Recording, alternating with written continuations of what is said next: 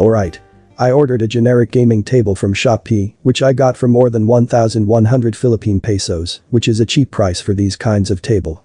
And in this video, we will be assembling it, and I will also be sharing my thoughts on this product as well. Based on this manual, we should be expecting these parts. We also have the details of the steps to take on assembling these parts. Okay. Looks like the parts delivered are complete. We have the side brace metal here. The back brace metal is also here. The two rods for the table slab base is also here. The angle brace is also here, along with the table hole cable grommets. We have the black table slab here. The screws, bolts and nuts, and the rubber footings are in this small plastic package here. Opening that small plastic pack, here's the contents. 12 long bolts or screws. Maybe around 2 to 2.5 inches. Then 4 shorter bolts with its nuts. 4 plastic expansion thread, those 4 white circles. And 8 rubber footings, these black rectangle things.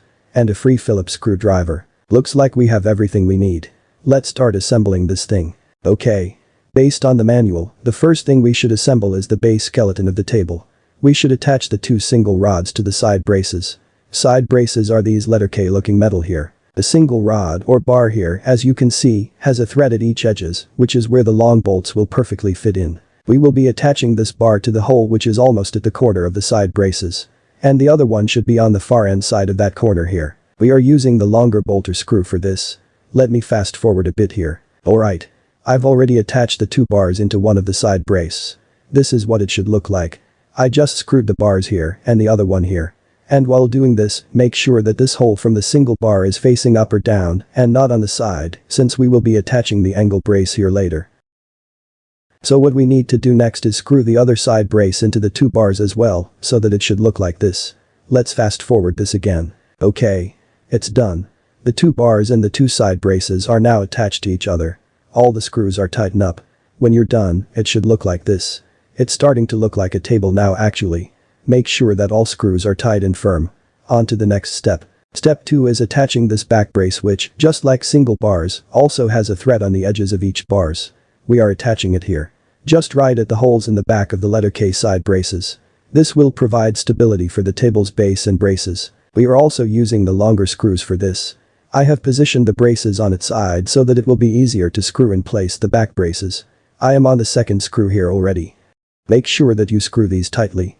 Let's turn it over to the other side now. Let's now screw the other 2 edges here. Making sure that it's nice and tight. There we go. It feels more sturdy and stable now. And we're done with step 2. Step 4 is really easy. We just need to put in these rubber footings to all the open edges of the wider steel bars, just like this one. These rubber footings will make sure that you will not accidentally hurt or wound yourself with these sharp edges of the steel bars. So even though this step looks really easy, which it actually is, you should not skip this.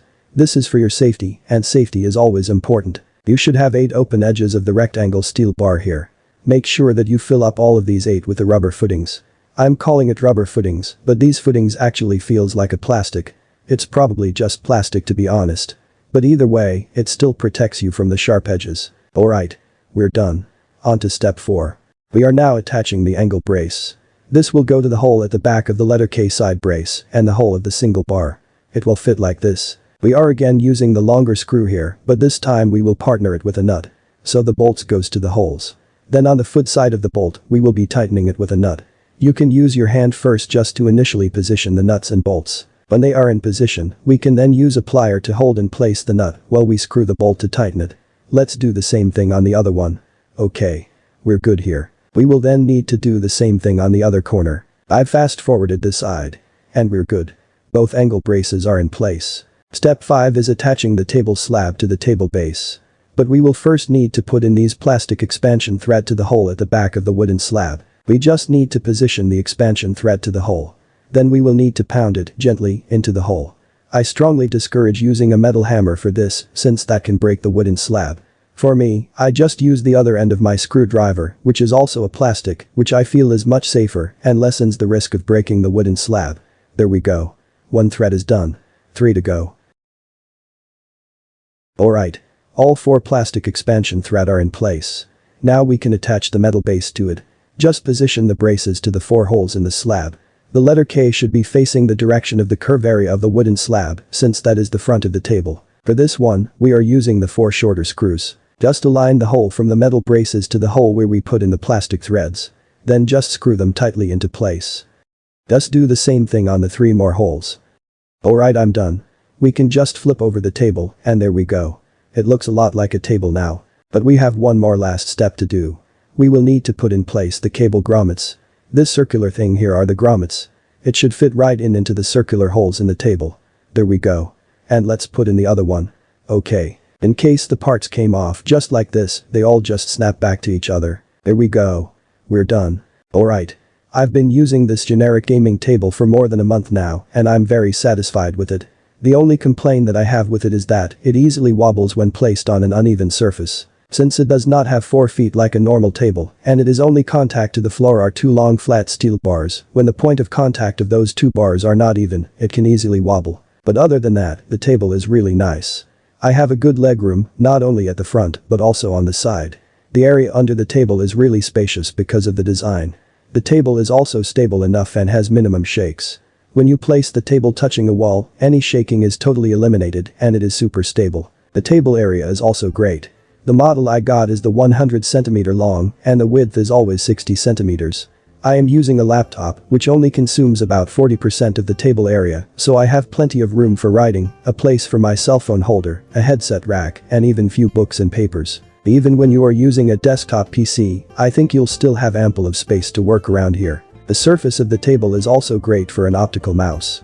It is matte when you feel the surface with your hands, but it looks elegantly shiny. The table also looks like it can handle heavier objects. I even tried to sit on it, and I'm around 175 pounds, and the table is fine. With its price of just barely over 1,000 pesos, I highly recommend this generic gaming table if you want to set up a home office. It looks nice, it's ergonomic, and it's sturdy. If you enjoy this video, give me a thumbs up.